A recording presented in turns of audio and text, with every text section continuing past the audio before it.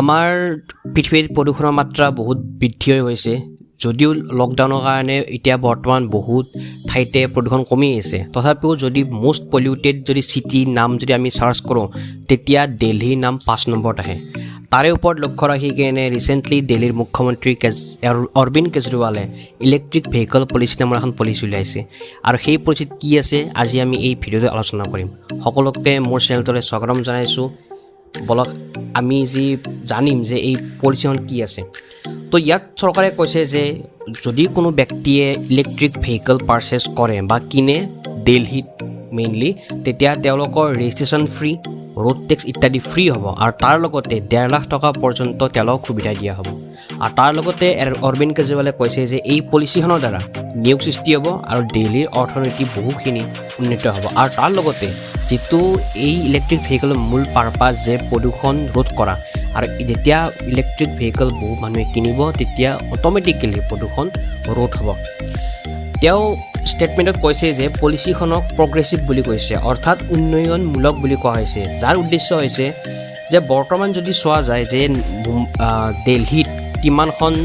percent electric vehicle আছে তো সেই পাৰ্চেণ্টটো আছে মাত্ৰ 0.29% আৰু তেওঁ এই পলিচিৰ দ্বাৰা এই 0.29%ৰ পৰা 2024 চনলৈ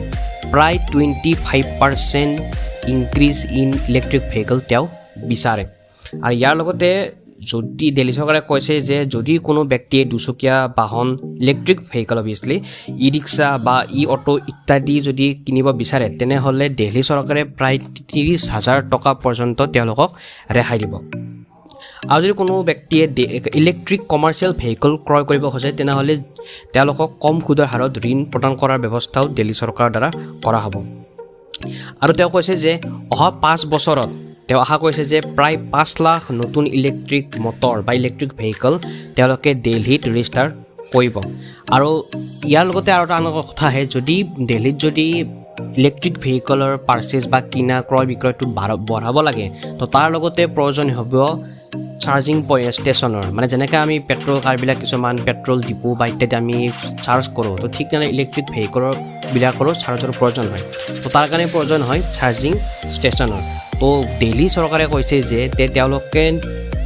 প্ৰতি বছৰে প্ৰায় 200 চাৰ্জিং পইণ্ট দিল্লীৰ বহু ঠাইত স্থাপন কৰিব আৰু তেওঁলোকৰ মানে পলিচি মতে প্ৰায় 3 কিলোমিটাৰ ব্যৱধানত এটা চাৰ্জিং পইণ্ট তেওঁলোকে স্থাপন কৰিব আৰু ইয়াৰ লগতে এটা নতুন বস্তু তেওঁলোকে সংযোজন কৰিছে যে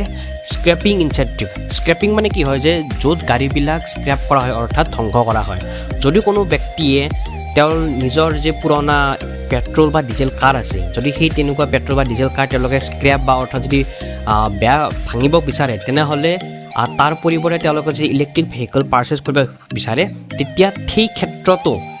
কেজৰিৱাল চৰকাৰে তেওঁলোকক সুবিধা প্ৰদান কৰিব আৰু তাক কোৱা হৈছে স্ক্ৰেপিং ইনচেণ্টিভ আৰু এইটো এটা বহুত ডাঙৰ ইনচেণ্টিভ হয় আৰু আজিলৈকে ইণ্ডিয়াত কোনো এইটো স্ক্ৰেপিং ইনচেণ্টিভ দিয়া নাই বা হয়তো পৃথিৱীতো চাগে কোনো আজিলৈকে স্ক্ৰেপিং ইনচেণ্টিভ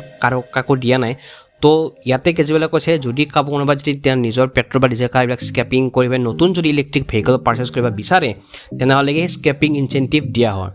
তাৰ লগতে আমি জনা উচিত যে বৰ্তমান ভাৰত চৰকাৰৰ দ্বাৰা কি ইলেক্ট্ৰিক ভেহিকলৰ লগত ৰিলেটেড পলিচি আছে আৰু নতুন সেই পলিচিখনৰ নাম হৈছে ফেম ইণ্ডিয়া ফেজ 2 যিখন চেণ্ট্ৰেল গভৰ্ণমেণ্টে কৈছে আৰু কেজৰিৱাল চৰকাৰে ইয়াতে সংযোজন কৰিছে যে যিখন ফেম ইণ্ডিয়া ফেজ 2 পলিচি আছে